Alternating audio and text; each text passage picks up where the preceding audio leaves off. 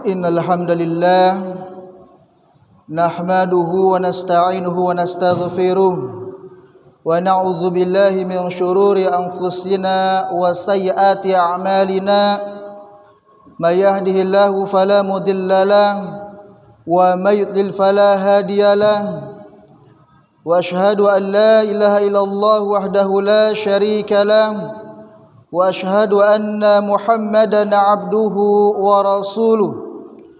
Allahumma salli wa sallim ala sayyidina Muhammad wa ala alihi wa ashabihi wa man tabi'ahum bi ihsanin ila yaumiddin, amma ba'd. Fa ya ibadallah, usikum wa nafsi bi taqwallahi faqad fazal muttaqun. Qala Allah ta'ala fi kitabihil karim, ya ayyuhalladzina amanu taqullaha haqqa tuqatih wa la tamutunna illa wa antum muslimun. Wa qala aidan, ya ayyuhalladzina amanu taqullaha wa qulu qawlan sadida yuslih lakum a'malakum wa yaghfir lakum dhunubakum wa may yuti'illaha wa rasulahu faqad faza fawzan 'azima. Hadirin jamaah Jumat yang dirahmati Allah Subhanahu wa taala. Palestina adalah negara merdeka yang subur makmur dengan berbagai hasil bumi seperti buah zaitun, anggur, kurma dan kacang almond. Sebelumnya Palestina juga merupakan sebuah negara merdeka hingga datangnya penjajah Eropa ke Timur Tengah pada tahun 1914. Hampir semua wilayah di Timur Tengah dijajah bangsa Eropa seperti Inggris, Perancis, Italia, dan Jerman. Pada tanggal 16 Mei 1916, sebuah perjanjian rahasia antara Inggris dan Perancis ditandatangani.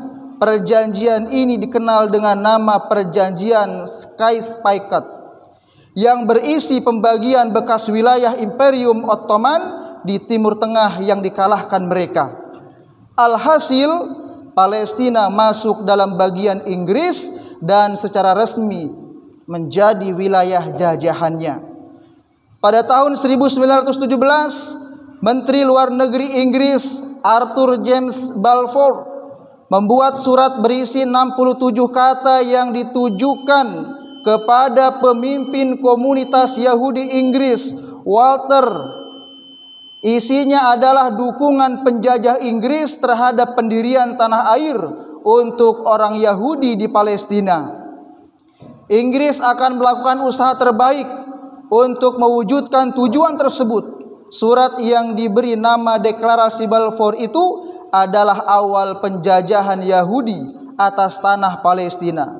Maka hadirin, berbondong-bondonglah orang Yahudi dari seluruh dunia masuk negara Palestina, dan puncaknya pada tanggal 14 Mei 1948 Zionis Yahudi memproklamasikan berdirinya negara Israel di atas negara Palestina.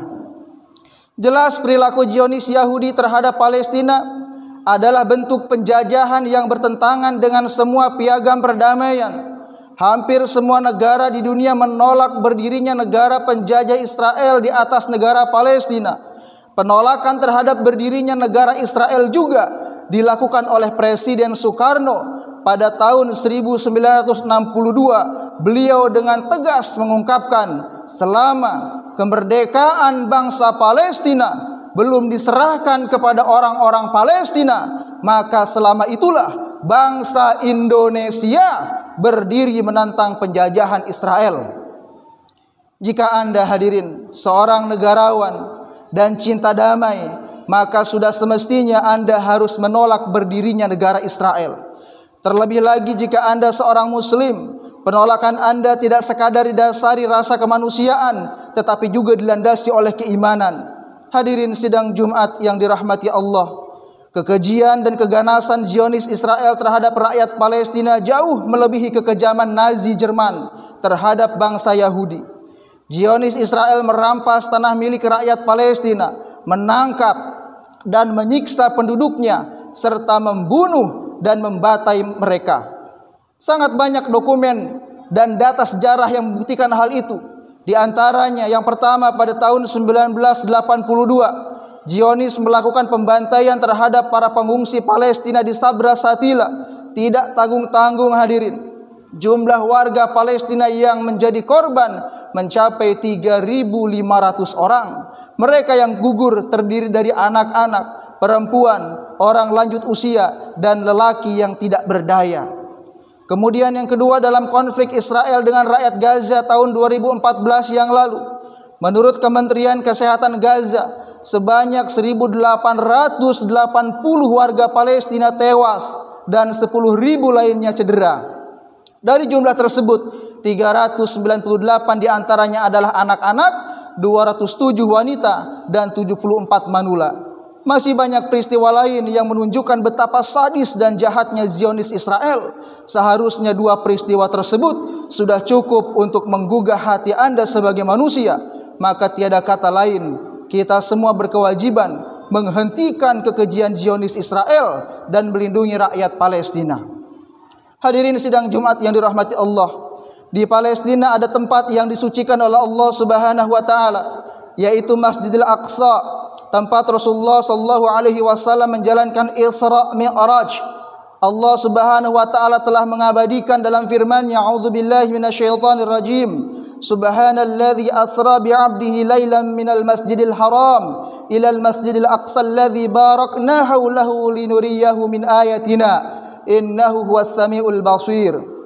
Maha suci Allah yang telah memperjalankan hambanya, yaitu Nabi Muhammad sallallahu alaihi wasallam, pada malam hari dari Masjidil Haram ke Masjidil Aqsa yang telah kami berkahi sekelilingnya, agar kami perlihatkan kepadanya sebagian tanda-tanda kebesaran kami. Sesungguhnya Dia Maha mendengar, Maha melihat. Masjidil Aqsa adalah masjid kedua yang dibangun setelah Masjidil Haram. Abu Dzar radhiyallahu anhu pernah bertanya kepada Rasulullah sallallahu alaihi wasallam, "Qultu ya Rasulullah, ayu masjidin wudi'a fil ardi awwal?" Qala al-Masjidul Haram. Qala qultu thumma ayu? Qala al-Masjidul Aqsa. Wahai Rasulullah sallallahu alaihi wasallam, masjid manakah yang pertama kali dibangun di atas bumi? Beliau menjawab, Masjidil Haram. Aku bertanya lagi, kemudian masjid mana? Beliau menjawab, kemudian Masjidil Aqsa. Maka sangat wajar apabila karena kesuciannya salat di Masjidil Aqsa pahalanya dilipat gandakan sebanyak 500 kali dibandingkan salat di Masjid Ahsanu Amala dan masjid-masjid lainnya. Rasulullah sallallahu alaihi wasallam bersabda, "Salatun fil Masjidil Haram mi'atu alfi salatin, wa salatun fil Masjidil alfu salatin, wa fi Baitil Maqdis khamsumi'ah salah." Satu salat di Masjidil Haram setara 100.000 kali salat atas masjid selainnya. Salat di masjidku ini, yaitu Masjid Nabawi, adalah setara 1.000 salat, sedangkan di Baitul Maqdis adalah setara 500 salat. Hadis riwayat Al-Baihaqi. Dengan keutamaan dan kesucian Masjidil Aqsa seperti ini, maka jika kita mengaku sebagai seorang muslim, sudah barang tentu wajib bagi kita untuk menjaga dan mempertahankannya hingga yaumil qiyamah. Hadirin jamaah salat Jumat rahimani wa rahimakumullah. Zionis Israel telah berkali-kali berusaha menghancurkan Masjidil Aqsa dan menodai kesuciannya. Sejak tahun 1967 di bawah naungan Kementerian Urusan Agama Israel, mereka melakukan usaha penggalian tanah di bawah Masjidil Aqsa.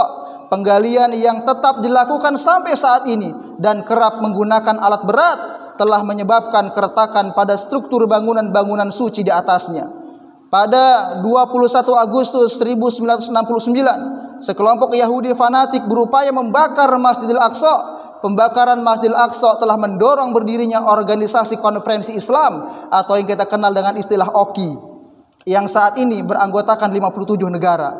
Dan terakhir hadirin, yang baru beberapa hari ini terjadi pada malam 28 Ramadan 1442 Hijriah, Tentara Israel menyerang jamaah yang sedang salat tarawih di dalam kompleks Al-Aqsa. Penjajah itu menggunakan granat kejut, peluru karet, dan gas air mata. Lebih dari 200 jamaah tarawih terluka akibat tindak kekerasan dan aksi brutal serdadu Israel.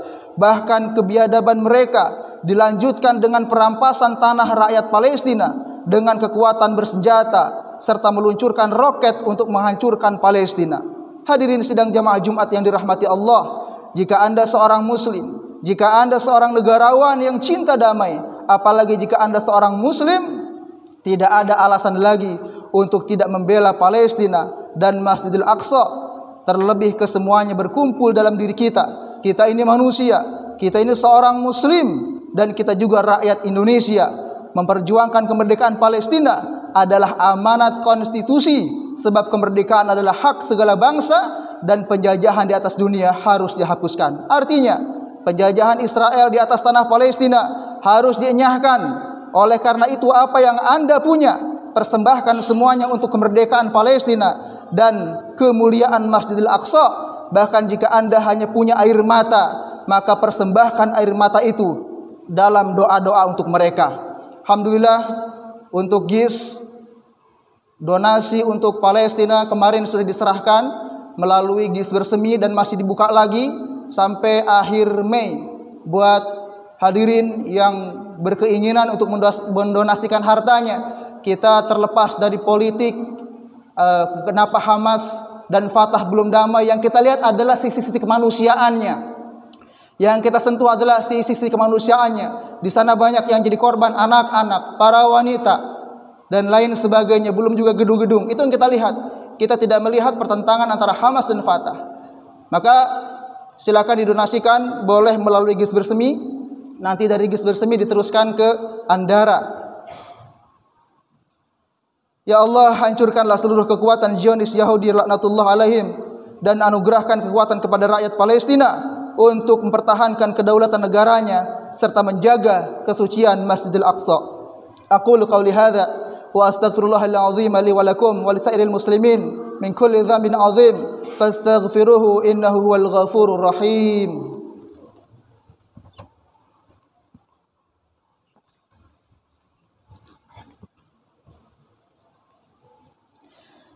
Alhamdulillahilladzi arsala rasulahu bil huda wa dinil haqqi liyudhhirahu 'alad dini kullih walau karihal kafirun. Asyhadu an la ilaha illallah wahdahu la syarika lah wa asyhadu anna Muhammadan 'abduhu wa rasuluh. Ya ayyuhalladzina amanu taqullaha haqqa tuqatih wa la tamutunna illa wa antum muslimun. Alhamdulillahirabbil alamin hamdan yu'afi ni'amaka fi mazidah. Ya Rabbana lakal hamdu wa lakal syukru kama yanbaghi li jalali wasika wa azimi sultanik. Allahumma salli ala sayyidina wa habibina wa syafi'ina wa maulana Muhammad sayyidina al-awwalin wal akhirin wa sallim ridallahu ta'ala an kulli sahabati rasul ajma'in. Allahumma a'izzal islam wal muslimin wa adhilla syirka wal musyrikin wa ansur ibadakal muwahhidin. Allahumma أنجي المؤمنين في بلاد فلسطين خاصة وفي أنحاء بلدان المؤمنين عامة يا رب العالمين. اللهم اشدد وطأتك على الكفار يهودي إسرائيل وشركائهم. اللهم شتت شملهم وفرق جمعهم واهزمهم وزلزل الأرض من تحت الأقدامهم. اللهم انصر إخواننا المستضعفين في فلسطين. اللهم فك قيد أسراهم وفرج عنهم كربهم. اللهم اشف مرضاهم وقوي عاجزيهم. اللهم أعدهم على بلائهم وهون عليهم يا مولانا يا رب العالمين. ربنا لا تجعلنا فتنة للذين كفروا واغفر لنا ربنا إنك أنت العزيز الحكيم. اللهم ارفع عنا الغلاء والوباء والزنا والربا والزنا والزلازل والمهن وسوء الفتن ما ظهر منها وما بطن عن بلدنا هذا خاصة وعن سائر البلاد المسلمين برحمتك يا أرحم الراحمين. ربنا اجعل هذا البلد آمنا وجنبنا وبنينا أن نعبد الأصنام. Rabbi ij'al hadha baladan amina warzuq ahlahu minats thamarat man amana minhum billah wal yawmil akhir. Rabbana taqabbal minna innaka antas samiul alim. Rabbana atina fid dunya hasanah wa fil akhirati hasanah wa qina adzabannar. Subhana rabbika rabbil izzati amma yasifun. Wassalamun alal mursalin walhamdulillahi rabbil alamin. Qimus salat.